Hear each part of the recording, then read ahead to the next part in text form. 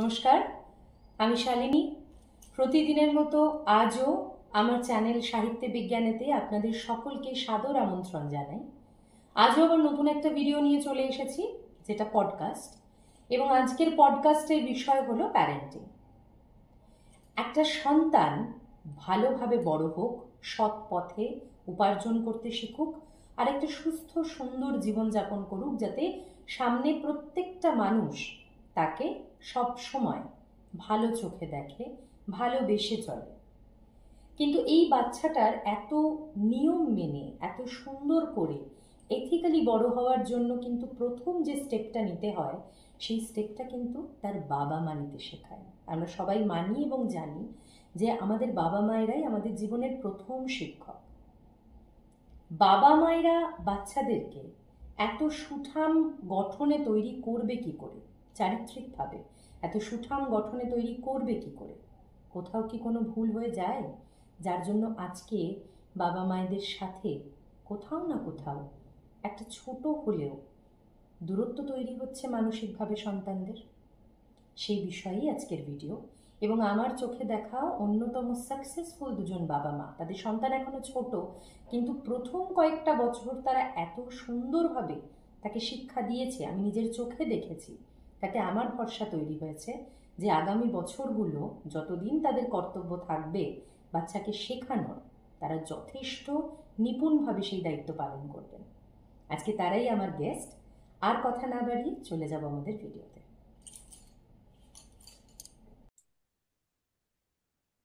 তো আজকে আমি আরো একটা এপিসোড নিয়ে চলে এসেছি সাহিত্য বিজ্ঞানে পডকাস্টের, এবং আজকের এপিসোডের টপিক হচ্ছে প্যারেন্টিং, যেটা হয়তো অন্য যে কোনো বিষয়ে আলোচনা করার থেকে সব থেকে গুরুত্বপূর্ণ। কারণ একটা বাচ্চা যখন পৃথিবীতে আসে, ভূমিষ্ঠ হয়, তখন তার বোঝার বা কোনো কিছু নিজে থেকে করার ক্ষমতা কিন্তু থাকে না। সে যা শিখে, আমরা বলি কথায় না, যে বাচ্চা একটা মাটির তাল, তাকে যেভাবে শেপ দেওয়া হয় সে সেই রকম মূর্তি তৈরি হয়। তো সেই শেপ দেওয়ার কাজে আমি আমার কর্মজীবনে দেখেছি এইরকম একজন, মানে দুজন প্যারেন্টকে আমি দেখেছি আজকে আমাদের এপিসোডে। আমি খুব খুশি যে তারা দুজন এসছে। আমি আমার কর্মজীবনে দেখা সব থেকে সাকসেসফুল প্যারেন্ট দেখেছি, মানে আমি যেভাবে চেয়েছি বাচ্চারা বড় হোক, তারা সেইভাবেই তার বাচ্চাকে বড় করে, এবং আমি খুব কাছ থেকে দেখেছি। তো আজকে তাদের সাথেই আমরা কথা বলবো।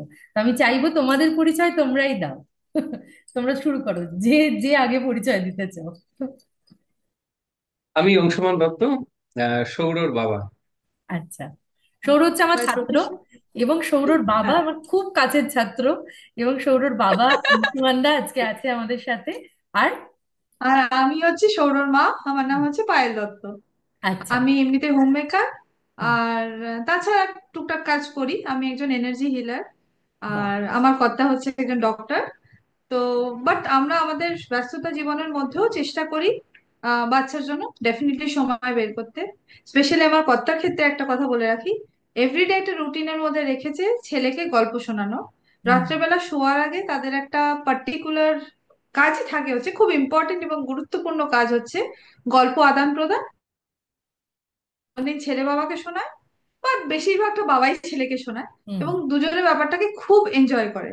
আর মাঝে মাঝে আমি ফাঁক তালে তার মধ্যে শুনে ফেলি। তো এইভাবে গল্পে গল্পে কি করে সৌর বড় হচ্ছে, আজকে এইটা নিয়েই আমাদের আলোচনা থাকবে। মোটামুটি আমাদের চারপাশে তো লক্ষ লক্ষ সৌররা বড় হচ্ছে, তাই না? তো হ্যাঁ। তাদের মধ্যে সবার ক্যাপাসিটি ডিফারেন্ট, এবং তারা বিভিন্ন ভাবে বাড়িতে ট্রিটমেন্ট পায়। তো বাবা এবং মা, আমি আরো থাকে সম্পর্ক, কেউ কেউ অনেক বড় পরিবারে বড় হয়, কেউ কেউ হয়তো নিউক্লিয়ার ফ্যামিলিতে বড় হয়। কিন্তু আমি বাকি সম্পর্কগুলোর আগে বাবা মাকে নিয়ে কথা বলবো আজকে। তো আমি কিছু প্রশ্ন রেডি করে রেখেছি, এবং সেই প্রশ্নগুলোই একটু একটু করে জিজ্ঞেস করবো। তো প্রথমে বাবার কাছে চলে যাবো। প্রথম যেটা ব্যাপার সেটা হচ্ছে যে বর্তমানে তুমি একজন বাবা, কিন্তু আমার যেটা প্রথম প্রশ্ন হচ্ছে যে তুমি যখন সন্তান ছিলে, ছেলে ছেলে ছিলে, তোমার বাবার মধ্যে তোমার সব থেকে মনে হতো যে বাবার মধ্যে যদি এইটা না থাকতো তাহলেই ভালো হতো, এরকম কোন গুণ আছে? এরকম কোন গুণ ছিল বাবার হ্যাঁ। মধ্যে? আচ্ছা, প্রথমেই বলি, তো হুম। আমরা তো এই দুজনই একটা পথে হাঁটছি। হুম। যে সবারই একটা চিন্তা থাকে একটা ছেলেকে মানুষ করার একটা পথ, সে আমার বাবা মার মধ্যেও ছিল। হুম। তো এই পথে হাঁটতে হাঁটতে আমরা একটা বেসিক একটা ধারণা নিয়েছি, সেটা আমাদের বাবা মা বা গুরুজনদের কাছ থেকে, এবং কিছুটা পরিবেশগত প্রভাব তো রয়েছে, যে এইভাবে চললে হয়তো আমরা ছেলেকে একটা সঠিক দিশা দেখাতে পারবো। হুম। হুম। এবার আমার বাবার ক্ষেত্রে বলি, বাবার মানে আমার দিক থেকে পছন্দ অপছন্দ দুটোরই একটাই জায়গা, ওভার কেয়ারিং। আমার বাবা আচ্ছা। খুব ওভার কেয়ারিং ছিলেন, মানে আমাকে খুবই ভালোবাসতেন। এবার ভালোবাসতেন বলে যে আমি অন্যায় আবদার করতাম সেটা না, কারণ আমি জানতাম যে আমি আবদার করলে ওই জিনিসটা পাবো না। এখন বাবা তো সেই সময় আহ, একটা সীমিত আয় বা তার যতটা সামর্থ্য ছিল সেই অনুযায়ী আমাকে বড় করেছেন। হুম। তাই অপছন্দের ব্যাপারটায় খুব বেশি ঢুকবো না, তাহলে আবার একটা সমালোচনার জায়গা চলে আসবে। তবে ছোট করে বলি সেই জায়গাটা, হ্যাঁ। যে পড়াশোনার যে জায়গাটা, বাবা খুব ধৈর্য রাখতে পারতেন না। আচ্ছা। বাবা অঙ্কে খুব ভালো ছিলেন, হুম। ইংরেজিতেও খুব ভালো ছিলেন, হুম। কিন্তু যারা ভালো পড়াশোনায় তারা যে ভালো পড়াতে পারবেন এরকম তো নয়। সব তো ক্ষেত্রে না। ওই পড়াতে বসলেই বাবা ওই ধৈর্যটা রাখতে পারতেন না। আমিও সব, হ্যাঁ শিখেছি, হ্যাঁ জানি, এটা বুঝে ফেলেছি এই করে করে কখন খেলতে যাব সেই সব পালিয়ে যেতাম। আর যেটা হতো, ফল তো হাতে নাতে সেটা মিলতোই, কারণ পরীক্ষার রেজাল্টই তখন বোঝা যেত। হুম। তো ওই জায়গাটা মনে হতো যে বাবা যদি আর একটু সময় নিয়ে আমাকে শেখাতেন, হয়তো আমি অনেকটা শিখতে পারতাম। এই জায়গাটা আমি অনেকটা মিস করে গেছি বলা যেতে পারে। হুম। আর এখন তো দেখো আজকে 11-12 হলে বা তার আগে থেকেই বাচ্চারা এদিক ওদিক থেকে অনেক কিছু জেনে যায়। হুম। কিন্তু আমাদের সময় যেমন জয়েন্টে চান্স পাওয়াটাই মূল লক্ষ্য। হুম। মানে একটা জায়গায় অ্যাচিভমেন্ট বলতে গেলে জয়েন্টে চান্স পেয়ে গেছি ব্যাস। মানে তোমাকে জয়েন্ট, আইআইটি, এই দুটো, বড় যে রুড়কি, এই এই কতগুলো জায়গা মিলে মানে ওইখানটা তোমাকে ক্র্যাক করতেই হবে, না হলে তোমার জীবন বৃথা। তুমি ইতিহাস মুখস্থ করে লিখে যাও, ভূগোল সেও মুখস্থ করে লিখে যাও, নম্বর আদায় করো, বাংলা ইংরেজিতে খুব একটা বেশি নজর না দিলেও চলবে, হুম। আর ফিজিক্স কেমিস্ট্রি বায়োলজিতে তুখোড় হতেই হবে, তোমাকে জয়েন্টে চান্স পেতে হবে, ডাক্তার বা ইঞ্জিনিয়ার। কিন্তু এর বাইরে যে এতগুলো জায়গা আছে, এতটা ব্যাপ্তি নিয়ে আমরা তখন জানতামও না। আর আমরা ওইটাতেই, যদি আজকে আমি এখন মনে করি আমি যদি জয়েন্টে না চান্স পেতাম, তাহলে হ্যাঁ এমন একটা আমার একটা এরকম একটা পরিস্থিতি হয়েও ছিল। আর সেটা বলতে গেলে অনেক বড় গল্প হয়ে যাবে, কিন্তু হুম। ছোট করে বলি যে জয়েন্টে চান্স না পেলে অনেক আমার বন্ধু বান্ধবরা খুব ফ্রাস্ট্রেটেড হয়ে গেছিল, যে আমরা জীবনে হয়তো আর কিছু করতেই পারলাম না। হুম।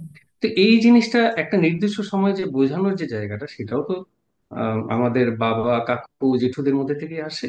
তো এই এই ব্যাপারটা সেই সময় খুব অভাব ছিল, যে একটা বাচ্চাকে আহ শুধুমাত্র ওই একটা দিকেই নিয়ে যাওয়া, তার বাইরেও যে অন্য কিছু আছে সেই জায়গাটা থেকে তাকে অন্ধকারে রাখা, এটাই আর কি।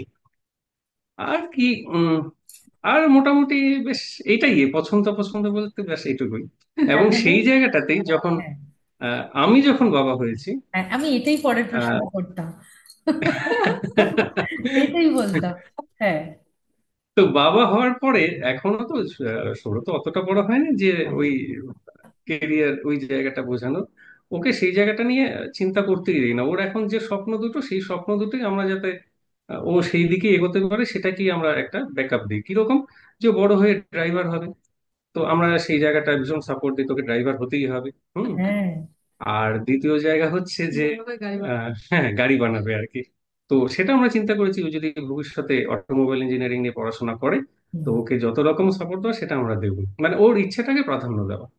হুম। হুম। এইটাই একটা ব্যাপার, কেন বলছি, এই সৌরকে যেহেতু আমি খুব কাছ থেকে চিনি, তো এই যে কথাটা উঠে এলো যে ও বড় হয়ে ড্রাইভার হতে চায়, আমি তো আরো ছাত্রছাত্রীদের পড়িয়েছি বা আমার জুনিয়র অনেক বন্ধু বান্ধব রয়েছে, তো তাদের ক্ষেত্রে আমি দেখেছি অনেক সময় এরকম হয়েছে যে একটি মেয়ের কথা বলছি, নাম নেব না, মেয়েটি খুব সুন্দর রান্না করে, মানে অসাধারণ রান্না করে, কিন্তু মেয়েটা বিজনেস নিয়ে পড়তে চায়, মানে মানে পড়াশোনা করেছে business related, business applications and all এগুলো নিয়ে পড়াশোনা করেছে, সেই দিকেও না ও খুব সিরিয়াস।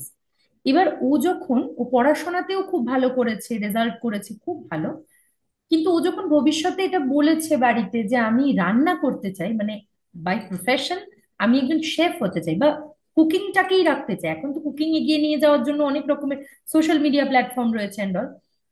তো ফার্স্ট যে মানে কমেন্টটা বাড়ির সব থেকে কাছের সম্পর্ক, মা বা বাবা, এনাদের থেকে এসেছে, তুই এত পড়াশোনা করলি রান্না করবি বলে। তো এই একটা ডিসঅ্যাপয়েন্টমেন্ট বাবা মা মানে ছেলে মেয়েরা ফেস করে, যেটা প্রথমেই আমি জানতে মানে পেলাম উত্তরটা, যে এই দিক থেকে তোমরা কিভাবে সাপোর্ট করো। তো এবার তাহলে চলে এই আসো। কথা হ্যাঁ। প্রসঙ্গে এই হুম, বলো। কথা প্রসঙ্গে আমি একটা জায়গা বলি, মানে তুমি একটা এক্সাম্পল দিলে বলে হুম। খুব ছোট্ট করে একটা ইনসিডেন্ট বলি। ঠিক মাস 6-7 আগেই বলা যায়, আমি হুম। সৌরকে নিয়ে কলকাতায় গেছি। হুম। এবার মেট্রো স্টেশন থেকে নেমেছি, তো সেদিন ট্রেন বন্ধ। এবার মেট্রো স্টেশন তো আমার বাড়ি যাওয়ার জন্য ট্রেনে চাপতে হয়। হুম। তো এবার যাই হোক, সেদিন কোথাও আগুন লাগার জন্য ট্রেন বন্ধ, তো এক ভদ্রলোকের সাথে আলাপ, তিনিও বাঘাযতীন যাবেন, আমিও যাব। এবার উনি রিক্সা শেয়ার করেছেন। তো এবার যথারীতি আমরা একটা রিক্সা শেয়ার করেছি, এবার উঠেছি আমি, সৌর এবং ওই ভদ্রলোক। হুম। তো উনি তখন জিজ্ঞেস করছেন সৌরকে যে তুমি কি হতে চাও। আর অ্যাজ ইউজুয়াল সৌর তখন বলেছে, আমার সৌরর বয়স তো তুমি জানো এখনো 9 বছর, তখন ও 8 বছরে ছিল। হুম। অ্যাজ ইউজুয়াল বলেছে আমি ড্রাইভার হতে চাই। আর হুম। সেই ভদ্রলোকটা মোটামুটি কিছুক্ষণ থমকে গিয়ে বললো, তুমি ড্রাইভার হতে চাও?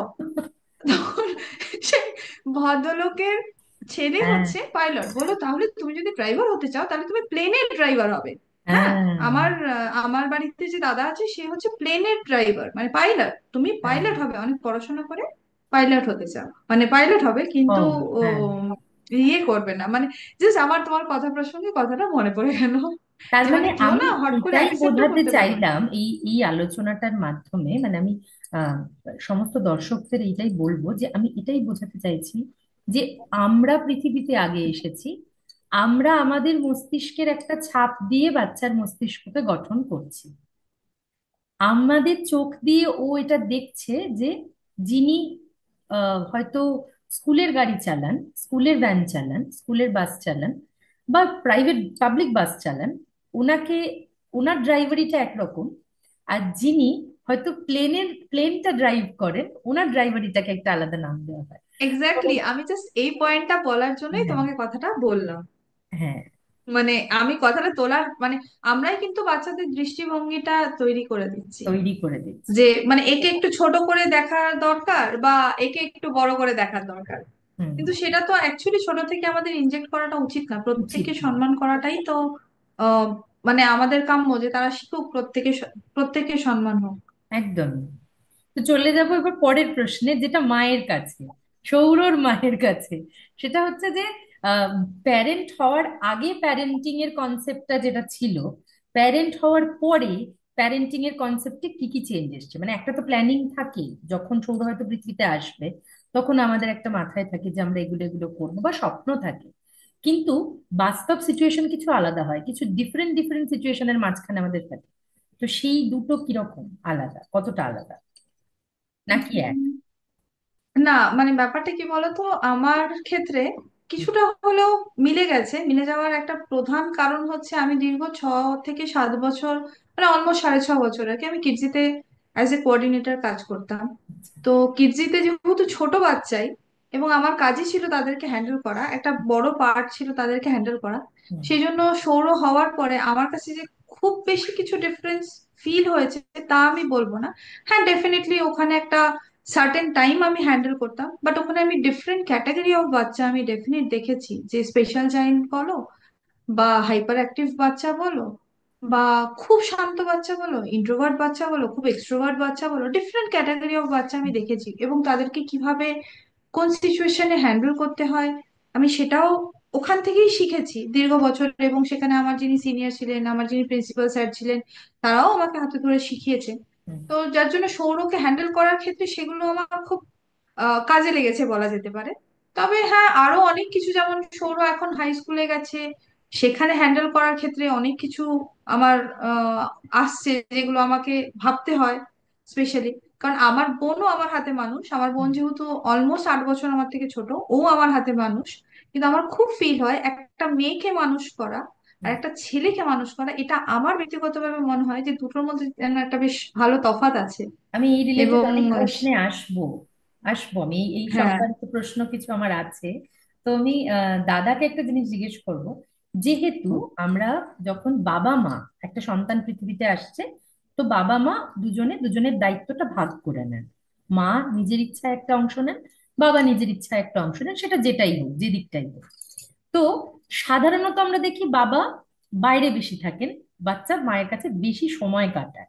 সেই জন্য কিল চর ঘুষি এই পুরো ডিপার্টমেন্টটা মায়ের থাকে, মায়ের প্রতি বিরক্তিটা বেশি থাকে বাচ্চার।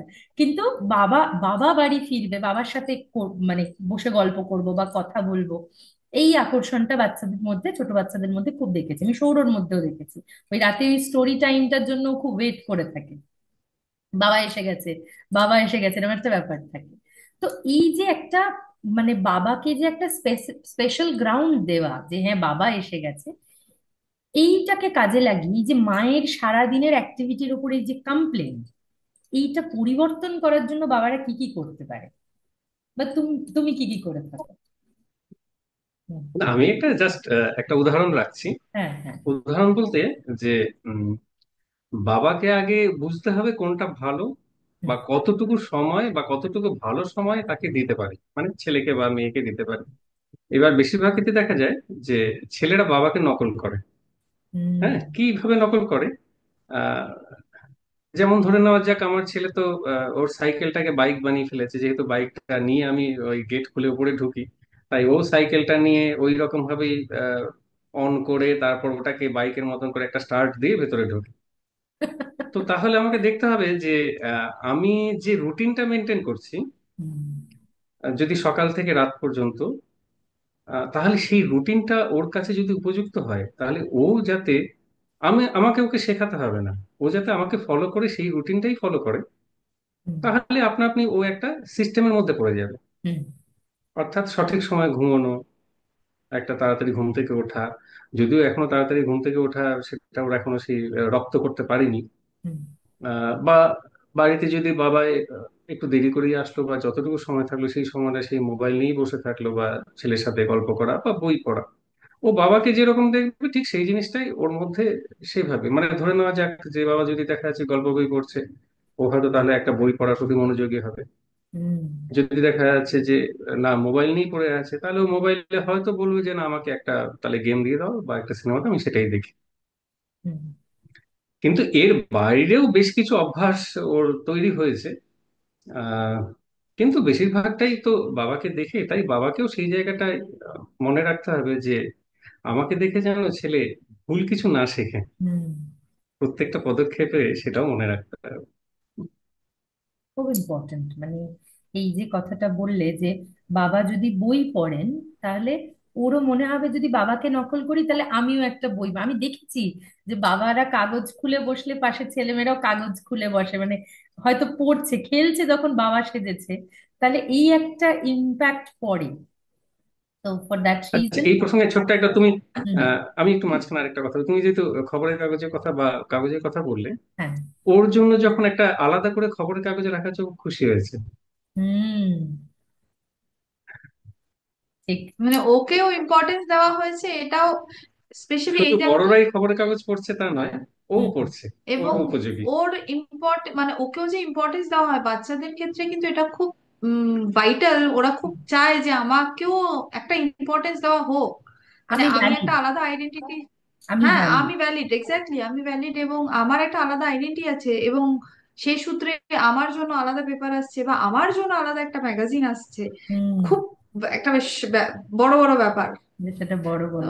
এটাও খুব ইম্পর্টেন্ট, মানে শুধুই বড়দের জন্য জিনিস আসে না, একদম। ওদের জন্যও আসে। এবং তাকে জিজ্ঞেস করা যে তোমার কি পছন্দ, বা তুমি কি চাও, কি নিতে চাও, সেই জায়গাগুলো সবটাই।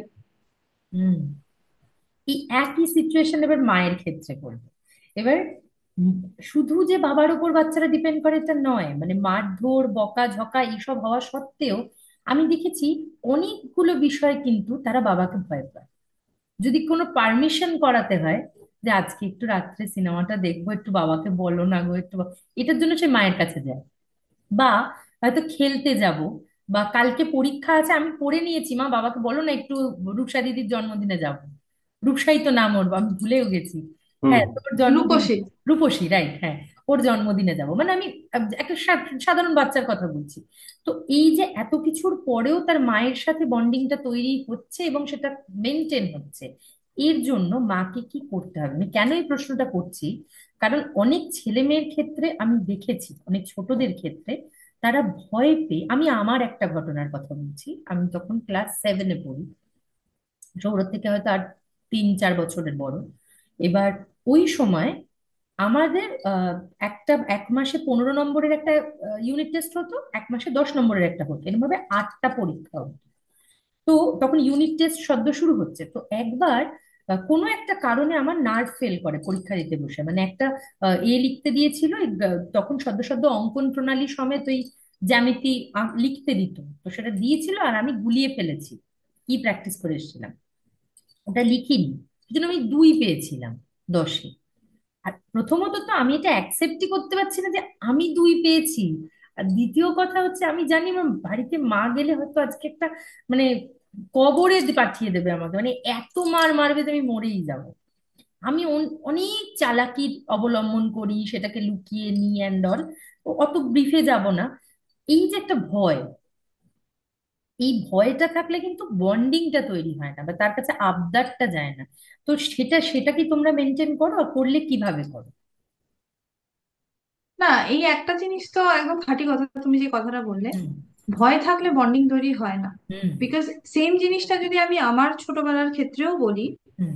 এটা আমি খুব উপলব্ধি করেছি যে হুম। আমার কোনো জায়গা থেকে ছোটবেলায় একটা ডিস্টেন্স ছিল। মায়ের সাথেই বলো, বাবার সাথে তো ডেফিনেটলি বেশি ছিল, কিন্তু কারণ বাবাকে আমরা ভয় পেতাম, এমন নয় বাবা মারতো বলে ভয় পেতাম, হুম। বাট তার যা পার্সোনালিটি ছিল সেই হিসেবেই ভয় পেতাম। সবকিছু সহজে বলবো সেটা তো আসতোই না, ইনফ্যাক্ট মাকে বলবো সেটাও আসতো না। কোন জায়গা থেকে হয়তো বা তারাও জানবার চেষ্টা করতেন না, বা তারাও যেহেতু হয়তো কম বয়সে বিয়ে হয়েছিল, আহ সেই ব্যাপারটা তাদের মধ্যে ছিল না যে জানতে হবে, জিজ্ঞাসা করতে হবে। কিন্তু আমার মধ্যে যেমন প্রথম থেকে এই জায়গাটা ছিল যে আমি জিজ্ঞাসা করব, বা আমি তার সাথে বন্ধুর মতন মিশবো। হুম। আর আমার কাছে মারধর ব্যাপারটা না কখনোই অ্যাপ্লিকেবল নয়। আমি সৌরভকে মারি মানে পড়াশোনার জন্য তো আমি কোনোদিনই মারি না। আমি যদি, ও যদি আমার কাছে গুণে মার খায়, তো সেটা যদি কোনো কারণে খুব মিসবিহেভ কারোর সাথে করে বা এমন কিছু অফেন্সিভ কাজ করলো, সে কারণে হয়তো খুব রেয়ারলি ও মার খায়। মার আমার কাছেও খায় না, বিকজ আমার বিশ্বাস মেরে কিছু হয় না। হুম। মেরে তুমি 2 দিন মারবে, 2 দিন তোমার মারের ভয় পাবে, 2 দিন পরে আর পাবে না। সো হুম। বন্ডিং তৈরি করার জন্য তোমাকে তার লেভেলে নামতে হবে, তার জায়গায় স্টেপ ডাউন করে তোমায় ভাবতে হবে সে কি চাইছে বা সে কি বলতে চাইছে। তুমি যদি হাত বাড়িয়ে দাও, তবেই কিন্তু সে হাতটি বাড়িয়ে দেবে, এবং একদম। তবেই কিন্তু বন্ডিংটা তৈরি হবে। হুম। তুমি যদি হাত না বাড়িয়ে দাও আর তুমি এক্সপেক্ট করবে যে সে তোমায় সব কথা বলে দেবে, হুম। সেটা কোনোদিন হয় না। এবং এই একটা জিনিস আমি আমার নিজের জীবন দিয়ে খুব ভীষণ ভীষণ ভাবে উপলব্ধি করেছি। হুম। এখন তো বাচ্চাদের জীবন আরো অনেক ডিফিকাল্ট হয়ে গেছে আমাদের তুলনায়। চাইল্ড অ্যাবিউজমেন্টস এন্ড অল এগুলো অনেক বেড়ে গেছে, বাচ্চাদের ডিফিকাল্টিস, স্কুলে বুলিং, এগুলো অনেকটা বেড়ে গেছে। তো সেই জায়গাটা থেকে দাঁড়িয়ে আমার মনে হয় যে আমি যেগুলো ফেস করেছি জীবনে, আমিও এরকম কিছু কিছু ইনসিডেন্ট ছোটবেলায় ফেস করেছি, কিন্তু কোনোদিনও বাড়িতে এসে সেটা বলার সুযোগ হয়নি, বা বলবো এই সাহস, বলবো সেই সাহসটা হয়নি। হুম। কিন্তু সেই জায়গাটা থেকে দাঁড়িয়ে ওকে সেই কমফর্ট জোনটা দেওয়ার চেষ্টা করি, বা ওকে আমি ঘুরিয়ে ফিরিয়ে চেষ্টা করি জিজ্ঞেস করতে যে তুই আমায় বল যে কি হয়েছে। হুম। বিকজ বাই নেচার সৌরভ একটু ইন্ট্রোভার্ট, সব সময় সব জায়গাটা ও বলতে চায় না বা এক্সপ্রেস করতে পারে না। সেই জায়গাটা থেকে আমি চেষ্টা করি ওর কাছ থেকে জায়গাটা, কিন্তু নিজেকে সেই লেভেলে নামাতে হবে, একদম। তবেই কিন্তু সেই স্ট্রং বন্ডিংটা তৈরি হবে। হুম। না না, হলে ভীষণ খুব ইম্পর্টেন্ট। মুশকিল, খুব একদম। মুশকিল। যা সিচুয়েশন আস্তে আস্তে আসছে, খুব মুশকিল। খুব মুশকিল, সত্যি খুব মুশকিল। এবার আমি দাদাকে একটা জিনিস জিজ্ঞেস করবো যে আমি আমি খুব অল্প সময় তোমার ফ্রেন্ড লিস্টে আছি, কিন্তু আমি অনেক দিন হুম। আগে তোমার শেয়ার করা একটা পোস্ট পড়েছিলাম, যেটা আমার মধ্যে একটা খুব এফেক্ট ফেলেছিল। সেটা হচ্ছে বাচ্চাদের স্কুলের ব্যাগের ওজন। বাচ্চাদের স্কুলের ব্যাগের ওজন কোথাও না কোথাও বাচ্চাদের জীবনে পড়াশোনা সংক্রান্ত, কারণ বাচ্চাদের এখন ভাবার মতো হয়তো একটা দুটোই বিষয় আছে, পড়াশোনা তার মধ্যে অনেকটা অনেকটা জায়গা দখল করে আছে। তো এই যে অহেতুক একটা চাপ ওদের মাথায় পড়ছে, এতে খুব স্ট্রেস বাড়ছে, খুবই স্ট্রেস বাড়ছে। এই স্ট্রেস ম্যানেজমেন্টের জন্য কি করা যেতে পারে? কারণ আমরা সিস্টেমের বাইরে যেতে পারবো না, সেটা আমাদের হাতে নেই। কিন্তু কি করতে পারি, কি পদক্ষেপ বাবা মায়েরা নিতে পারে? হ্যাঁ, এটা খুব মানে প্রয়োজনীয় আর কি। হুম। প্রশ্নটাই খুব সেরকম। কারণ এটা নিয়ে আমি প্রিন্সিপাল স্যারের সাথে কথা বলেছিলাম। হুম। তো উনি আমাকে আশ্বাস দিয়েছেন যে ওনারা এই ব্যাপার নিয়ে ভীষণভাবে চিন্তা করছেন, কিন্তু সেই চিন্তার সুফল এখনো পর্যন্ত আমরা পাইনি। হুম। আহ, ফলে পিঠে চাপ, ব্রেনে চাপ, মনে চাপ, সব চাপ নিয়ে বাচ্চাদের চলতে হচ্ছে। হুম। এখন এই চাপ থেকে বেরিয়ে আসা সবচেয়ে যেটা সহজ উপায় সেটা হচ্ছে খেলাধুলা করা। হুম। কিন্তু এই খেলাটারই এখন জায়গার অভাব হয়ে যাচ্ছে, কারণ খেলার মাধ্যমে যেরকম একটা বন্ধুত্ব তৈরি হয়, নিজেকে সিদ্ধান্ত নিতে শেখায়, হুম। এবং যে কোনো এই স্ট্রেসড পরিস্থিতিতে কিভাবে সে ওভারকাম করবে, কিভাবে বেরিয়ে আসবে, যে আজকে আমরা মানে দুদিন হেরেছি, আজকে কিন্তু আমরা হারবো না, হুম। আজকে আমাদের জিততেই হবে, কিভাবে সেই একটা নিজের যে একটা চিন্তাধারা সেটা দলের সবার সাথে সেই জায়গাটা শেয়ার করে একটা বন্ডিং তৈরি করা, যে না আজকে আমাদের এইভাবে, এই যে একটা ট্যাকটিক্স তৈরি করা, হুম। এই খেলার মাধ্যমেই কিন্তু অনেকটা স্ট্রেস ফ্রি হওয়া যায়। ইনডোর গেমস আলাদা জিনিস, আমি আউটডোর গেমসের কথা বলছি, যেগুলো বডি কন্ট্যাক্ট গেম, সেগুলোর কথাই বলছি। হুম। জায়গার অভাব, যেটা একটু আগে বললো, জায়গার অভাব, খেলার সঙ্গীর অভাব। স্কুলে যতটুকু খেলা হয় ততটুকুই যা আনন্দ সহকারে খেলে, সে কাদা টাদা মেখে যা এটুকু দেখে ভালো লাগে যে না ঠিক আছে খেলছে। বাকি ওই রোদে জলে খেলা, ইচ্ছে মতন পুকুরে সাঁতার কাটা, সেটাও হয়ে ওঠে না, কোনোটাই এখন সেরকম ভাবে হয়ে উঠছে না। অর্থাৎ স্বতঃস্ফূর্ত যে ব্যাপারটা, সবকিছুতে একটা শেখানো ব্যাপার থাকবে কেন, পড়াশোনাটাও শেখানো। সে ক্রিকেট, সে ব্যাট ধরতে না ধরতে বাবা মা মনে করলে যে না তাকে সচিন হতেই হবে, হুম। তো তাকে একটা কোচিং এ ঢুকিয়ে দেওয়া। এই কোচিং এর ব্যাপার বা শেখানোর ব্যাপার বাইরে এসে, মানে সেটা থেকে বাইরে এসেও যে স্বতঃস্ফূর্ত ভাবে শেখা বা স্বতঃস্ফূর্ত ভাবে সেই কাজটা করা বা খেলা, এই জিনিসটা এখন খুব অভাব। কিন্তু এটাই দরকার বাচ্চাদের ওই স্ট্রেস ফ্রি করার জন্য। বাকি যে জায়গাটা দাঁড়াচ্ছে সেটা হচ্ছে যে ওর যে ভালো লাগার জায়গা, মানে একটা ছোট ছেলে বা মেয়ের যে ভালো লাগার জায়গা, সেই জায়গাতে উৎসাহ দেওয়া। সে একটা কাজ করলে অ্যাপ্রিসিয়েশন, অ্যাপ্রিসিয়েশন মাস্ট, বাচ্চাদের তো অ্যাপ্রিসিয়েট করতেই হবে, তাই সে একটা ভালো কাজ করছে। বাচ্চাকে লেখার অভ্যাস তৈরি করা, সেটা লেখাটা গল্প হতে পারে, হুম। ও সারাদিনে কি করলো, কি কোথায় ঘুরতে গিয়েছিল, সেটা সম্বন্ধে খুব ভালো করে লিখতো, আমাদের ম্যাগাজিনে ছাপাবো। হুম। তো এটা নিয়ে তারা খুব উৎসাহ পায়। গল্পের বই তো, গল্পের বই যেরকম মানে বাবা বা মার কাছ থেকে শুনে একটা গল্প সম্বন্ধে জানা একরকম, আর নিজে পড়ে সেটা হাস্যরসটা নেওয়া, বা হুম। সেই গল্পের যে একটা মূল রস সেটা অনুধাবন করা, এটার একটা আলাদা আনন্দ। এর মাধ্যমে অনেকটা আহ মানে স্ট্রেস ফ্রি হওয়া যায়। হুম। ঠিক, আর তাছাড়া ঘুরে বেড়ানো বা একটু ঘুরতে টুরতে যাওয়া কাছাকাছি কোথাও, এখন তো এই জায়গাগুলো তো পরীক্ষার আছে। জন্য সেই সময়টাও পাওয়া যায় না। আরো একটা জায়গা কি জানো তো, মানে এটা আমার somehow মনে হয়, বাড়িতে দাদু দিদিমা ঠাকুরদা ঠাকুমা, এদের একটা অভাব বাচ্চারা বোধ করে। হুম। কারণ তাদের এক রকমের জীবন ছিল, সেই জীবন সম্বন্ধে বাচ্চারা যখন শোনেন, তারা না মনে মনে কোথায় যেন সেই সবুজের মধ্যে হারিয়ে যায়, যে তারা এরকম ভাবে কাটাতো। হ্যাঁ। তো এই জিনিসটাও কিন্তু অনেকটা আহ একটা সুফলতা আছে। আমি একটা জিনিস মানে অ্যাড করতে চাইবো, মানে টিচার হিসেবে আমার মনে হয় হয়েছে এতদিন পরে এসে এখন যা চারপাশের অবস্থা, মানে এই কুচি বয়সের বাচ্চাগুলো থেকে বড় বড় মানুষ, আমি রিসেন্টলি সোশ্যাল মিডিয়াতে খুব দেখছি যে লোকে চাকরি একটা বয়স অব্দি করছে, করে ছেড়ে দিয়ে কোথাও গিয়ে হয়তো পাহাড়ে হোমস্টে করছে বা সেখানে কিছু শেখাচ্ছে। মানে ফাইনালি আলটিমেট এতটা স্ট্রেস তৈরি হচ্ছে চারপাশে, এটা আসছে কমপ্লিট কম্পিটিশন থেকে। আমাকে এর থেকেও ওপরে যেতে হবে, যদি আমি পিছিয়ে যাই তাহলে আমি যাব, এই অ্যাটিটিউডটা কোথাও কি এই সময়ের জন্য ইম্পর্টেন্ট? যে হ্যাঁ আমি পিছিয়ে যাব, তো আমি যদি দিনে 2 ঘন্টা খেলি তাহলে আমি পরীক্ষায় পিছিয়ে যাব একটু, ঠিক আছে পিছিয়ে যাও, অসুবিধা নেই। এই নেচারটা তৈরি করা বা এই মাইন্ডসেটটা তৈরি করা এখন বাচ্চাদের মধ্যে কি দরকার? আমি এই সময়ের কথা বলছি, কারণ চারপাশটা প্রচন্ড স্ট্রেসে ভরে গেছে। এই কম্পিটিশন থেকে বেরোনোর জন্য বাচ্চাদের মধ্যে কি এই মাইন্ডসেট তৈরি করা দরকার আছে? কি বাবার কাজ না আমার কাজ? যে কোনো, না, যে কেউ একজন, মাইন্ডসেট যে কেউ মাইন্ডসেট একজন। তৈরি করা দরকার বলতে দেখো, কোনো জায়গায় মনে হয় এই যে তুমি যে কথাটা বললে অ্যাকসেপ্টেন্সটা আসা খুব দরকার, যে ঠিক আছে যদি আমি পিছিয়েই যাই তাতে কি অসুবিধা আছে। হুম অসুবিধা তো কিছু নেই, সেই মাইন্ডসেটটা যদি আমার তৈরি থাকে, বা বাবা মাও যদি সেই জায়গাটা থেকে বলে আচ্ছা ঠিক আছে তুই নয় একটু কম নাম্বারই পেলি, তুই নয় দুটো চ্যাপ্টার কমই পড়লি, তাতে হুম কি গেল এলো।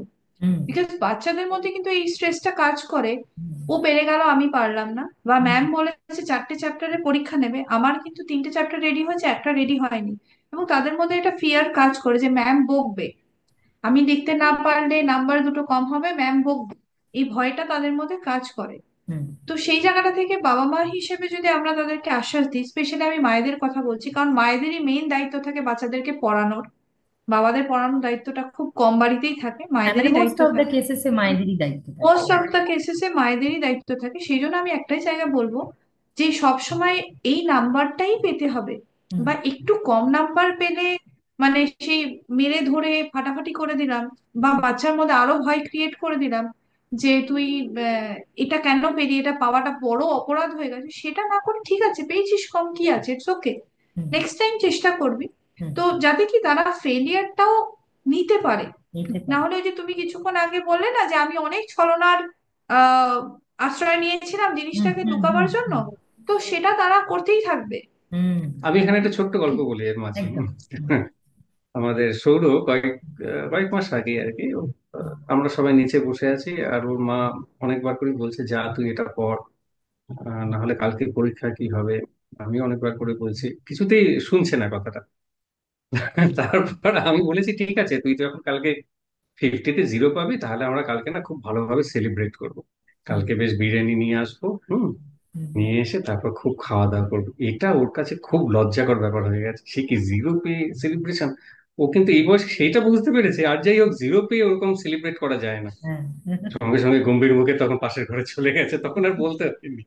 না, কিন্তু এটাও যেমন ও বললো, on the other hand last এক্সামে ওর একটু মার্কসটা কমও হয়েছিল ম্যাথসের ক্ষেত্রে, তো সেটাতে ও একটুখানি ডাউন ছিল যে একটু মার্কসটা কম হয়েছে, তার আগের বার ফুল মার্কস পেয়েছিলাম, এবার মার্কসটা কম হয়েছিল।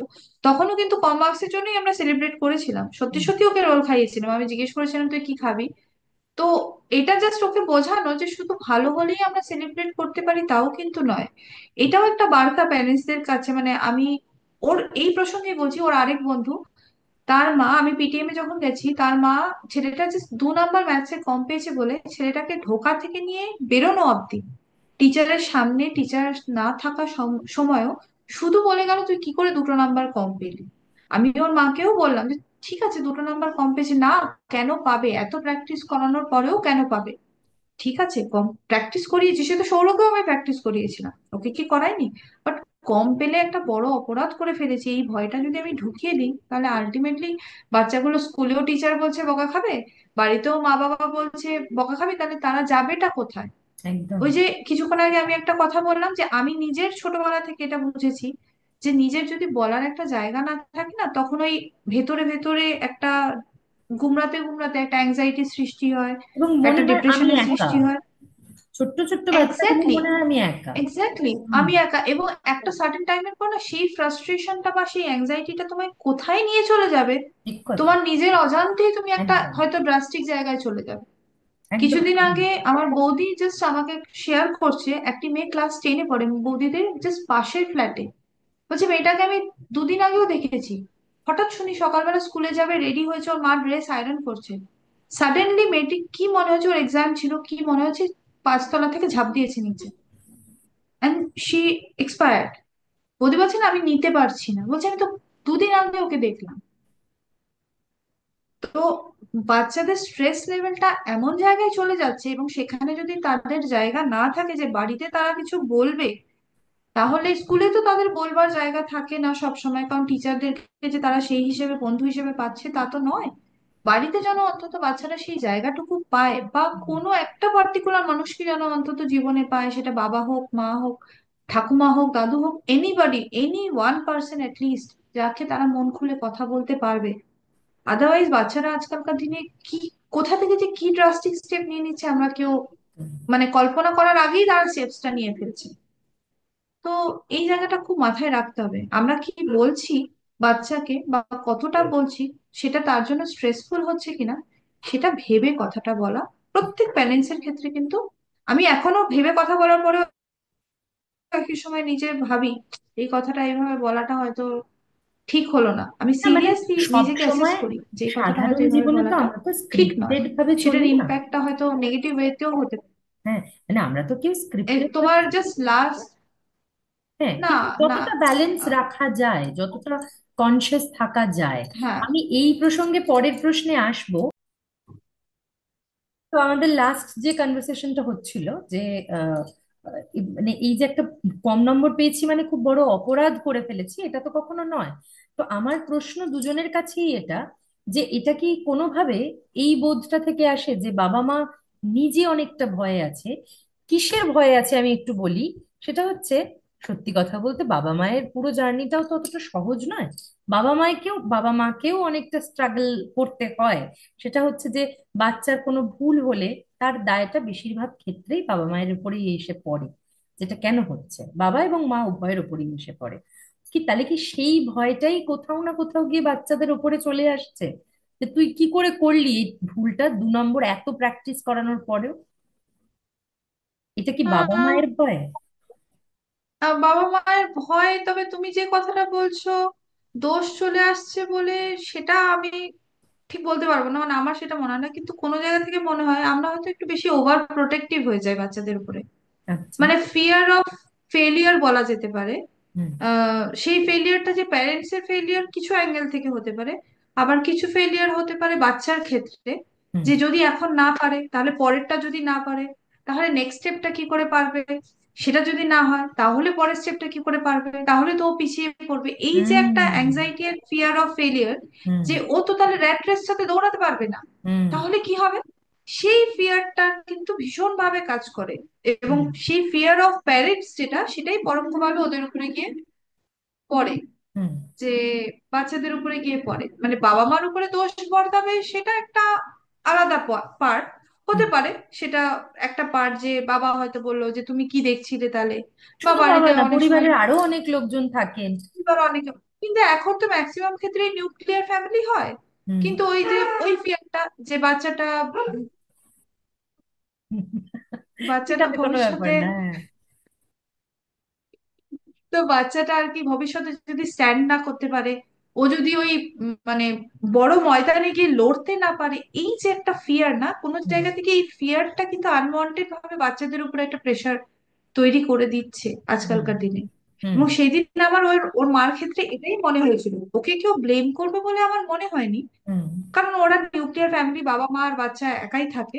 বাট আমার সামহাও এটাই মনে হয়েছিল যে বাচ্চাটা পরে যদি লড়তে না পারে, যদি ভালো র্যাঙ্ক না করতে পারে, যদি ক্লাসে ভালো র্যাঙ্ক না করে, বা পরের ক্লাসে ভালো না করে, সেই ফিয়ারটা, এবং পরোক্ষভাবে সেই ফিয়ারটা বাচ্চার উপরে দিয়ে দেওয়া। তার মানে একটা এবং সেই সোশ্যাল ফিয়ারটা প্রেশার।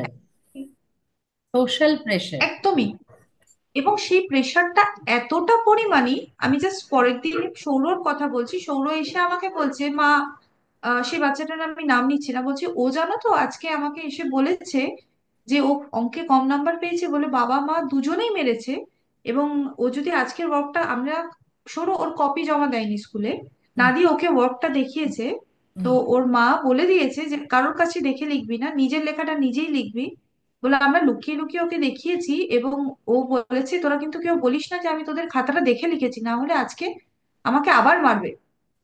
এবার আমাকে সৌর সারাদিন সেদিন জিজ্ঞেস করেছে মা ও কি তাহলে আজকেও মার খেয়েছে, ও কি তাহলে আজকেও মার খেয়েছে, ওকে কি তাহলে আজকেও মেরেছে। মানে ফিয়ারটা কতটা পরিমাণ, বুঝেই হোক না বুঝেই হোক, বাট আমরা ফিয়ারটা দিয়ে ফেলছি বাচ্চাদের উপরে।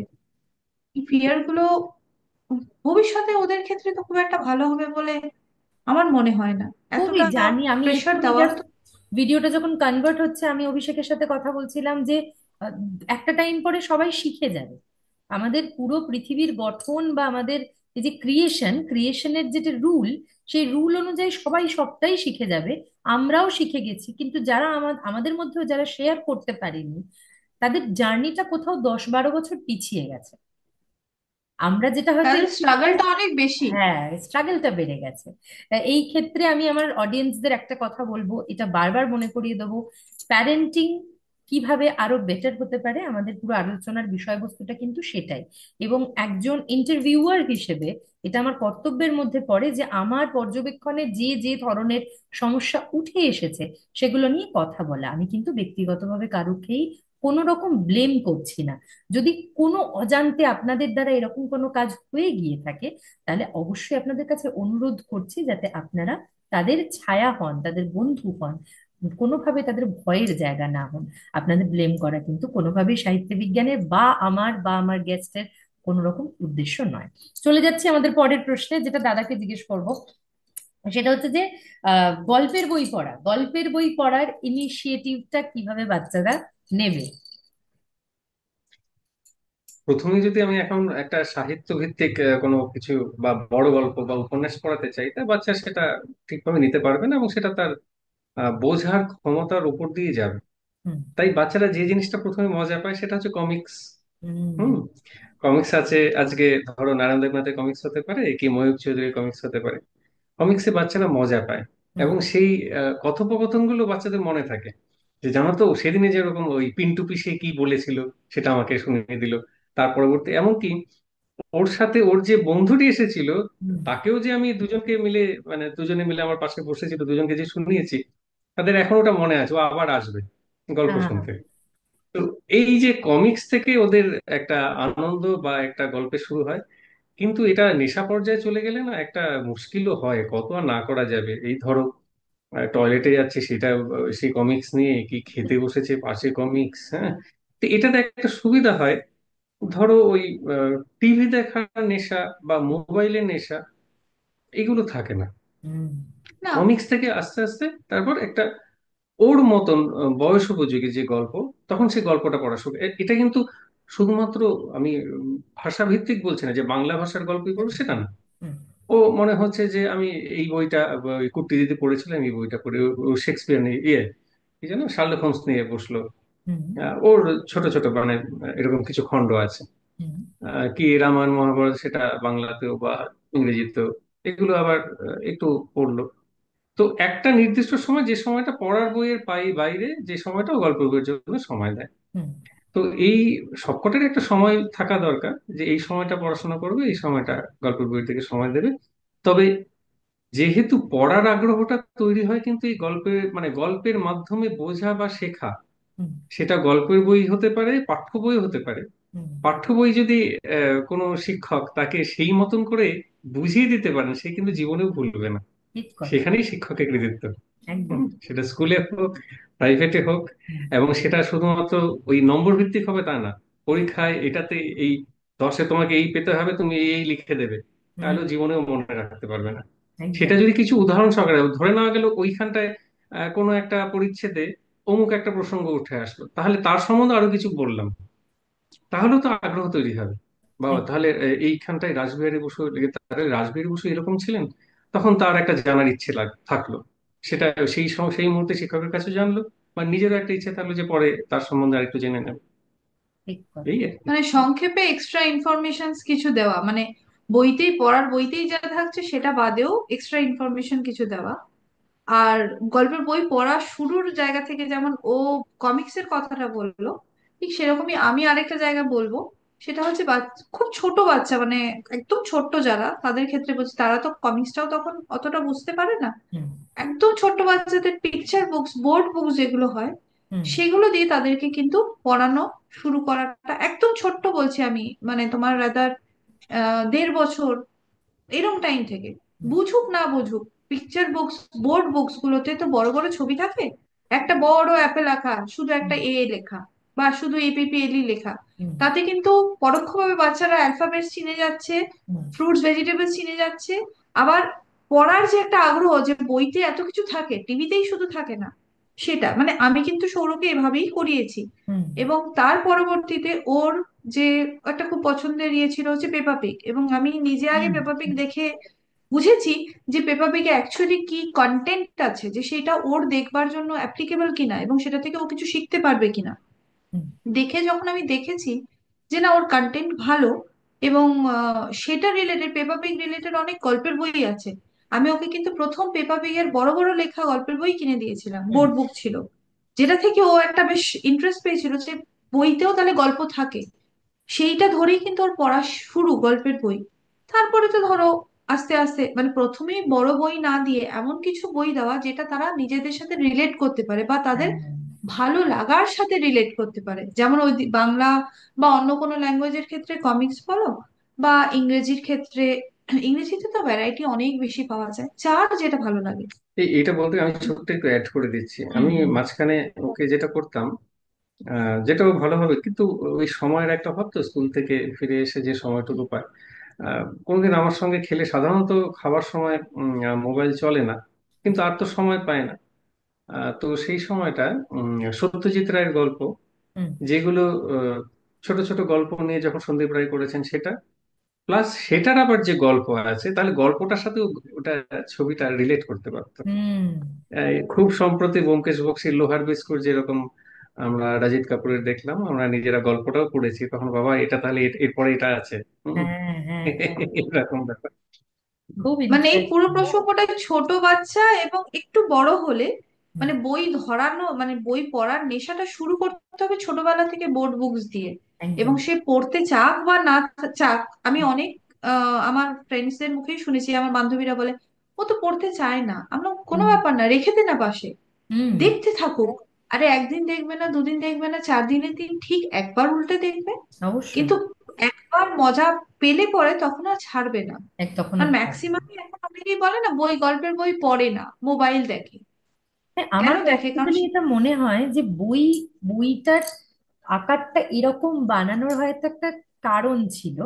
আমার এটা মনে হয় যে বইকে জানলার মতো আকারে বানানো হয়েছে। ইট ইজ আ উইন্ডো, যেটা খুললে পুরো বিশ্বকে দেখতে পাওয়া যায়, বিশ্বকে অনেক রকম ভাবে পৃথিবীকে দেখতে শেখা যায়। আমার মনে হয় যে বইয়ের আকার ওটা দেওয়ার কারণ এটা, এবং ছোট থেকে বাচ্চাদের একটা ওয়ার্ল্ড ভিউ তৈরি হবে, সেটা সেটার জন্য বই is the one and only method, মানে। আর বইটা তো শুরু হচ্ছে তোমার প্রচ্ছদ থেকে। হুম। সেই প্রচ্ছদ দেবাশিস, দেবাশিস বাবুর আঁকা, কি কৃষ্ণেন্দু চাকির আঁকা, কি বিমল দাসের আঁকা, সেখান থেকে শুরু হয়ে যাচ্ছে বই সম্বন্ধে জানা। একদম, একদম। এক্ষেত্রে যখন ইংরাজি কথাটা এলো, একটু আগে একটা কথায় কথা ইংরাজি শব্দটা এলো, এই রিলেটেড একটা প্রশ্ন আমি করতে করতে চাইবো, যে আজ থেকে 10 বছর যদি আমরা পিছিয়ে যাই, তাহলে আমাদের যদি বাচ্চাদেরকে স্কুলে ভর্তি করানোর ক্ষেত্র আসতো, তাহলে আমাদের কিন্তু মাথায় বাংলা মিডিয়ামের কথাটা অনেকটা আগে আসতো। তার প্রাথমিক কারণ, কারণ আমাদের ইকোনমিক যে জায়গাটা, মানে আমাদের ফাইন্যান্সিয়াল যে গ্রাউন্ডটা, সেটা ইংরাজি মিডিয়ামের স্কুলকে অ্যাফোর্ড করার মতো আমাদের বাবা মায়েদের ছিল না। এবং তার জন্য আমরা বাংলা মাধ্যমে পড়েছি, এবং কিছু কম শিখিনি, আমরা যথেষ্ট পরিপূর্ণ শিখেছি। এবং তখন ইংরাজি মিডিয়ামে যারা পড়তো তাদের যথেষ্ট, মানে তাদেরকে সবাই সম্মান করে চলতো, মানে এরকম একটা ব্যাপার। কিন্তু এখন স্কুলে ভর্তির কনসেপ্টে প্রথম ইংরাজি মাধ্যমের স্কুলই আসে।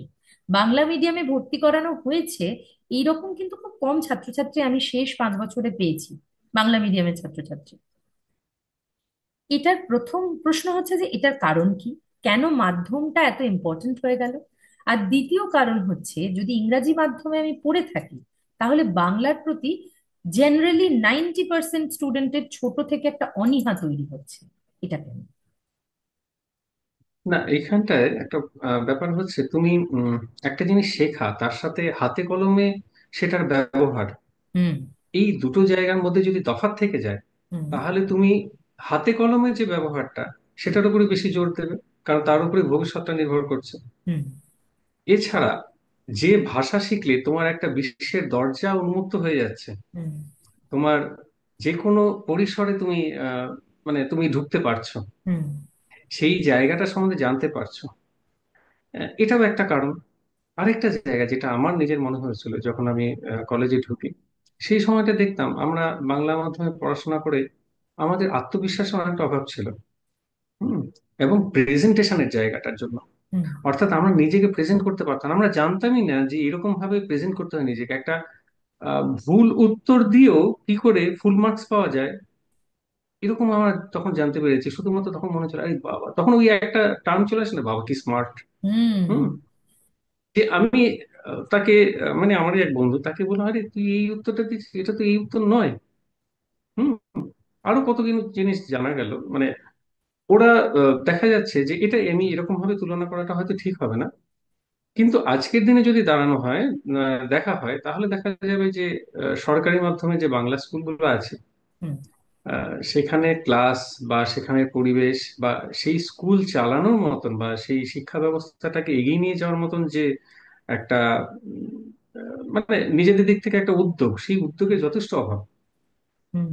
পরিকল্পনা আদৌ কি আছে? সেই তো মিড ডে মিলেই আটকে গেছে। একদম। হ্যাঁ, ধরো তোমার বেশিরভাগ সময় দেখা যায় ছুটি। হুম এই যে ধরো আহ, আজকে কোভিড পিরিয়ডে অনলাইন ক্লাস শুরু হলো, সরকারি মাধ্যমিক স্কুলকে শুরু করতে পেরেছিল, বা যদিও বা করতে পেরেছিল, সেটা কতদিনে করতে পেরেছে? একটা প্ল্যান এ না থাকলে প্ল্যান বি। হুম হুম।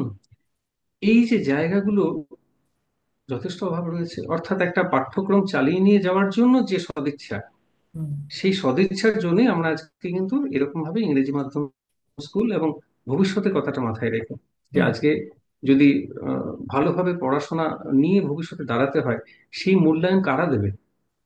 ঠিক। এই এটার একটা ইনসিকিউরিটির জায়গাটা থেকেই হয়তো আমাদের এই না, কোশ্চেন। আরেকটা আরেকটা জিনিস আছে, সেটা হচ্ছে ব্র্যান্ড। ব্র্যান্ড। এখনকার দিনে আচ্ছা। ব্র্যান্ড, এখনকার দিনে তো ব্র্যান্ড অ্যান্ড প্যাকেজিং ম্যাটার্স আ লট না। হুম আজকালকার দিনে হুম ভেতরে কি আছে না আছে থেকে বড় হচ্ছে উপরে জিনিসটা দেখতে কেমন, হুম তুমি কোথা থেকে পাশ করেছো, দ্যাট ইজ ভেরি ইম্পর্টেন্ট। যে কোন হুম স্কুল বা কোন কলেজ, কত নাম্বার পেয়েছো সেটা তো পরে জিজ্ঞেস করে, আগে কোন বাবা ওই কলেজ থেকে, আগেই চক্ষু ছানা বড়া। হুম হুম হয়তোবা সেই কলেজ থেকে 50 পেয়ে পাশ করেছে, আর হয়তোবা দেখা যাবে যে একটা বাংলা মিডিয়াম বা কোনো মধ্যবিত্ত স্কুল থেকে 90 পেয়ে পাশ করেছে, হুম কিন্তু আগেই স্কুলটার নাম শুনে মার্কসটা আর জিজ্ঞেসই করলো না, কোন স্কুল, বাবা ওইখান থেকে কোন কলেজ। এটা ম্যাটার্স না, মানে হুম যুগটা তো পাল্টে যাচ্ছে। তো হুম সেটাও একটা পার্ট, সেটাও একটা ডেফিনেটলি একটা ফ্যাক্টর। হুম যে পড়াশোনা যেটা বললো সেটা তো আছেই, তবে আমি এটাও বলবো না যে ইংরেজি মিডিয়ামে একদম পড়িয়ে মানে ইয়ে করে দিচ্ছে, সেটাও নয়। ইংরেজি মিডিয়ামেও ডেফিনেটলি গাফিলতি আছে, কিন্তু হুম আগে নই একটা কথা, ব্র্যান্ড ম্যাটার্স। হুম। মানে আউটলুকটা ম্যাটার করে, বা প্যাকেজিংটা ম্যাটার করে তাকে। সবকিছুর ক্ষেত্রেই, শুধু পড়াশোনা, স্কুল, সব, এভরিথিং, হুম। জীবনের সবকিছুই কোথাও একটা এখন ইমপ্রেশন তোমার তৈরি হয়ে যায়। প্রেজেন্টেশন। আমি লেডি ব্রাভেন কলেজ প্রেজেন্টেশন থেকে পড়েছি, আমি প্যারিমন কলেজ থেকে পড়েছি। কোথাও একটা প্রি ডিটারমাইন্ড ইমপ্রেশন তৈরি হয়ে যায় মাথায়। I do understand. একদমই তাই। হুম আমি সেন্ট জেভিয়ার্স এ পড়েছি, হুম তো ওই জাস্ট সেন্ট জেভিয়ার্স তারই তো একটা হিউজ ওয়েট আছে না, হুম মানে how much you got is afterwards. বা আমি এনআইটি থেকে পড়েছি, হুম বা আমি আইআইটি পাস আউট, হুম। মানে এই ব্যাপারটাই তো চলে আসে। Brand value. আচ্ছা। তো সেটাও একটা টেনশনের জায়গা হুম। কিছুটা। প্যারেন্টস এর এবার মধ্যে, আমরা একদম মানে কিছুটা। আমাদের কনভারসেশনের শেষের দিকে এসে গেছি। আমার দুটো প্রশ্ন আছে, যেটা দুজনেই একসাথে উত্তর দিতে পারো। প্রথম যেটা প্রশ্ন, সেটা হচ্ছে একটা সমস্যা, সেটা হচ্ছে যে বাচ্চা যখন স্কুলে যাচ্ছে, সে আরো 5 জনের সাথে মিশছে, বড় ছোট সবার সাথে মিশছে। তো বয়সের বিভিন্ন স্তরে গিয়ে আমরা নানান ধরনের ভাষা শিখি, যেগুলো হয়তো সবার সামনে ব্যবহার করা উচিত না, কিন্তু সে শিখছে বা শুনছে এবং সেটা মাথায় রেপ্লিকেট করে যাচ্ছে। সে এসে তার মানে না বুঝে বলে দিচ্ছে। এটাকে বাবা মায়েরা কিভাবে কন্ট্রোল করবে, বা তোমরা কিভাবে কন্ট্রোল করো? এখানটাই হচ্ছে যে ব্যাপারটা, যে আমি কতটা বাচ্চার সাথে বন্ধুর মতো মিশছি, ও যদি আমার সাথে শেয়ার করে, হুম তাহলে নতুন শব্দ, হুম সেই শব্দ প্রয়োগ বা সেই ব্যবহার কোথায় করবে, হুম তাহলে এই জায়গাটা নিয়ে সে আমার সাথে বা মার সাথে ডিসকাস করবে, যেন বাবা আজকে এই শব্দটা শিখলাম। হুম হুম।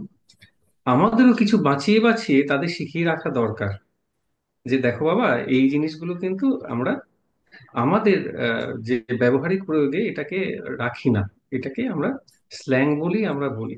হুম অর্থাৎ তুমি আজকে জেনেছো, ঠিক আছে, তোমার মধ্যে রাখো, হুম কিন্তু এটা এইভাবে প্রয়োগ করতে চেও না।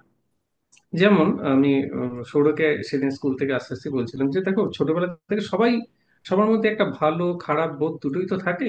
হুম তুমি যদি ভালোটাকে বেশি একটু গাছে জল দেওয়ার মতন তুমি জল দাও, তাহলে সেটা বৃদ্ধি পাবে।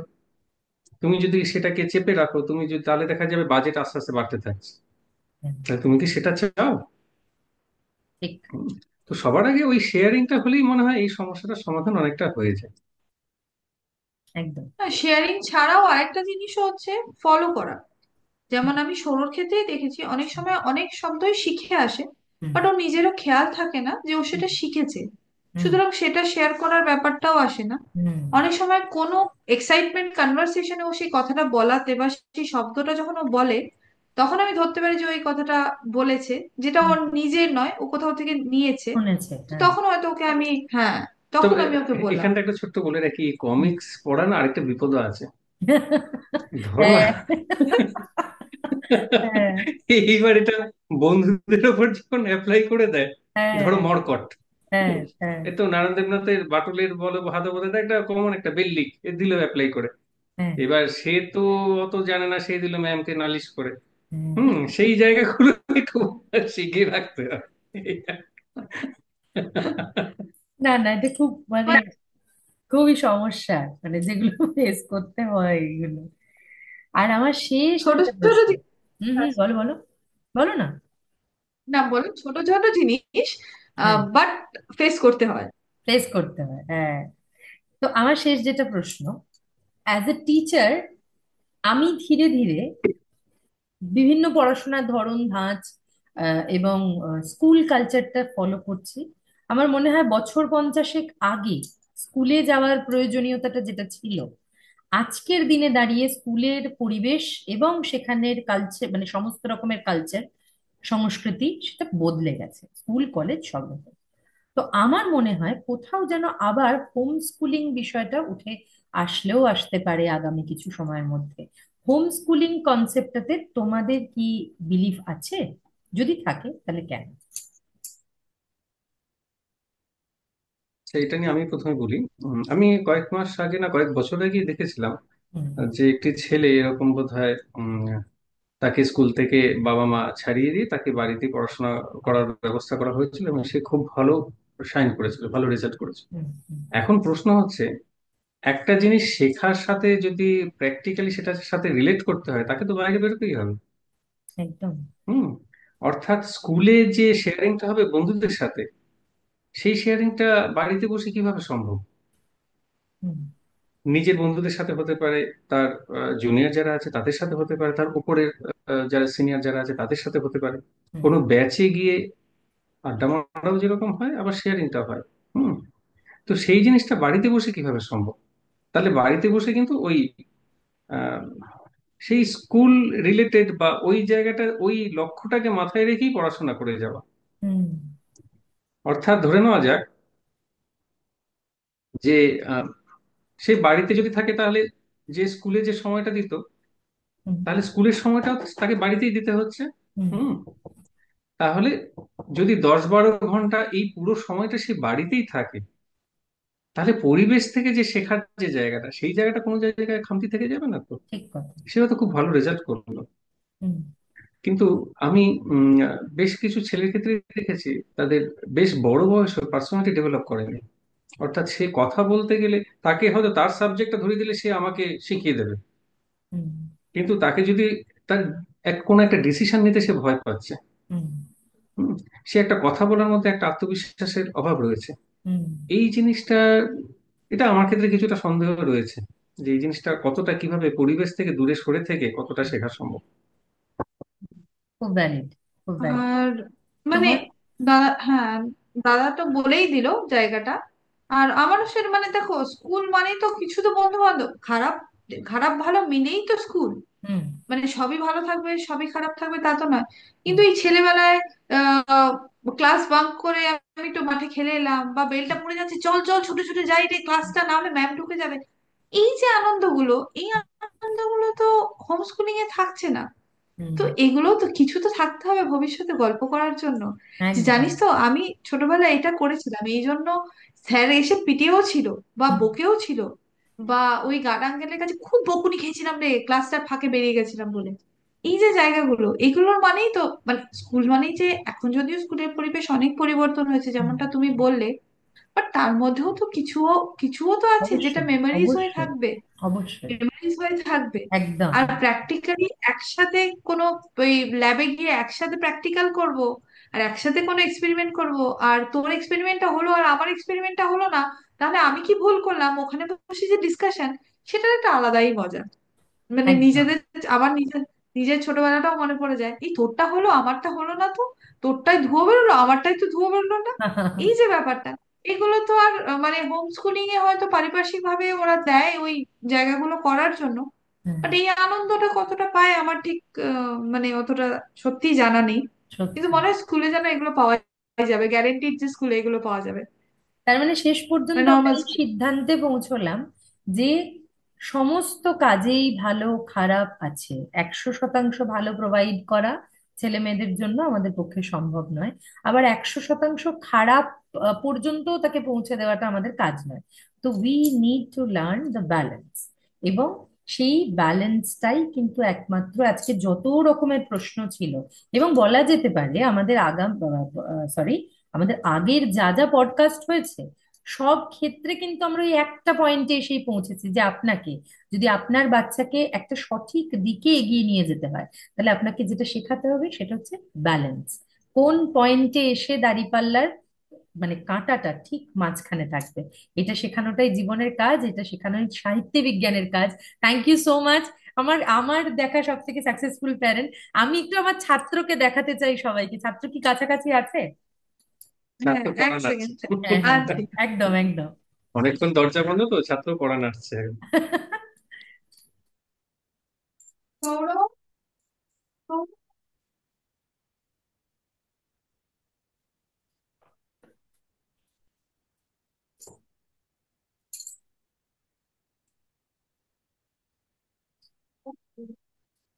এইদিকে সামনে। বসো এখানে বসো। কোথায়? কোথায়? এই যে আমার বলছি। সেই ছাত্র সৌরভ, যে কিনা সর্বত্র একটি কমিকের বই নিয়ে ঘুরে বেড়ান, তাই তো? এখন প্রেজেন্ট কি বই পড়া চলছে? Sherlock Holmes. Sherlock Narayan Holmes. Gangopadhyay. হুম। ডিডাকশন কোনটা শিখছিস? নাটক পড়েছিস যে সেটা বল? নাটক পড়েছি, কি নাটক? সহযোগী সাহিত্য থেকে ভীমবধ। তুই নাটক পড়লি, আর নাটক করাটা কবে থেকে শুরু হবে? আওয়াজ রকেট করিস না, টকেট আওয়াজ লঞ্চ করিস না। হচ্ছে? তুই তো ওই মশার মশা ব্রেন দিয়ে থেকে কি express- ইলেকট্রিক প্রডিউস করবি বলছিস? এসব কি? আমি ফোন করব, ফোনে শুনবো। খুব ভালো, খুব ভালো। কতদিন বাদে দেখলাম তো এই সৌর, সেই সৌর যাকে যাকে মানে নিয়ে কথা বলা শুরু হয়েছিল আমাদের, যে আমরা কি করে ব্যালেন্স করছি, বা সৌরর বাবা মাকে আমার ডাকা সৌরকে দেখেই যে সৌরর মধ্যে ব্যালেন্স আমি তো কত সুন্দর বড় হচ্ছে, একটা কত সুন্দর ব্যালেন্সে। সৌরকে একটু হাই করে দিবি, একটু হাই করে দিবি। সবাইকে একটু কথা বলবো। এনিওয়ে, তো থ্যাংক ইউ সো মাচ। খুব সুন্দর একটা এপিসোড শুট হলো। আমি খুব চাইছিলাম থ্যাংক যেটা ইউ, থ্যাংক ইউ হুম হুম। আমাদেরকেও ডাকার জন্য। না না, তোমাদের কেমন জানি লাগলো না, তোমরা বলো। খুব ভালো লেগেছে। মানে জানি না কতটা আহ, মানে বার্তা দিতে পেরেছি, বাট চেষ্টা করেছি, নিজেদের অভিজ্ঞতাটাই শেয়ার করলাম। খুব ভালো লাগলো শেয়ার করে। একদম আর কাউকে হার্ট করার জন্য নয়, কেউ কারোর যদি কেউ ব্যক্তিগতভাবে নেবেন না। হ্যাঁ আমাদেরও তো শেখার আছে, আমরাও কারো কাছ থেকে শিখতে পারি। হ্যাঁ হ্যাঁ, বা এই আমাদের এই চলার পথে তো আমরা কিছুটা জায়গা কারো কাছ থেকে শিখেই আমরা এগোচ্ছি। একদম। তো সেটা যদি ছড়িয়ে দেওয়া যায় তো ভালোই। হুম। ইন খুবই জেনারেল সুন্দর। যা যা ফিল করি, যা ফিল অভিজ্ঞতা, যা যা এক্সপিরিয়েন্স গেইন করছি সেটার বেসিসেই শেয়ার করলাম। কাউকে কোনো ব্যক্তিগতভাবে কারোর যদি খারাপ লেগে থাকে তাহলে ক্ষমা প্রার্থী। না না, এখানে হয়তো খারাপ সন্তানকে লাগার কিছু দেখার জন্য নেই। চোখ করে দিতে হবে, শোনার জন্য কান তৈরি করে দিতে হবে, এটাই হচ্ছে বাবা মায়ের কাজ। একদম একদম সত্যি। বাবা মা এবং গুরুজন, সব যত গুরুজন আছে সবারই একটাই সবারই কাজ, কাজ। সবারই একটাই কাজ। Thank you so much. পডকাস্টের সাথে থাকুন, সাহিত্য বিজ্ঞানের সাথে থাকুন। আমি শালিনী, আজকে এইখানেই আমরা ভিডিওটা শেষ করছি, কিন্তু আবার নতুন ভিডিও নিয়ে খুব তাড়াতাড়ি আসছি। নমস্কার, ধন্যবাদ। ধন্যবাদ সবাইকে। তো এটা ছিল আজকের ভিডিও। আশা করি যে মেসেজটা আমি, শালিনী, আমার চ্যানেল সাহিত্য বিজ্ঞানের তরফ থেকে আপনাদেরকে, আপনাদের কাছে পৌঁছতে চেয়েছিলাম, এবং সৌরর বাবা মাও তাদের তরফ থেকে আপনাদের কাছে যে মেসেজটা দিতে চেয়েছিল, সেটা সম্পূর্ণত আপনাদের অবধি পৌঁছানো সম্ভব হয়েছে। এক্ষেত্রে বলে রাখা দরকার, যেটা আমি ভিডিওর মধ্যেও উল্লেখ করেছি, প্রত্যেকে নিজের নিজের নিয়মে তাদের সন্তানকে বড় করতে চান, এবং অবশ্যই সেখানে কারোর কথা বলা সাজে না। আমি আমার পক্ষ থেকে বলতে চাই এবং আমার গার্জেনদের পক্ষ থেকে, আমার গেস্টদের পক্ষ থেকে বলতে চাই, আমরা সবাই কিন্তু আমাদের জীবনে ঘটে থাকা এবং আমাদের পারিপার্শ্বিক পরিবেশে ঘটে থাকা কিছু নির্দিষ্ট ঘটনার পরিপ্রেক্ষিতেই আমি প্রশ্ন তৈরি করেছি এবং তাদেরকে প্রশ্ন করেছি এবং তারা সেই প্রশ্নের পরিপ্রেক্ষিতেই উত্তর দিয়েছেন। কারোর ব্যক্তিগত অনুভবকে আঘাত করার কিন্তু আমাদের কারোরই কোনো অভিপ্রায় ছিল না।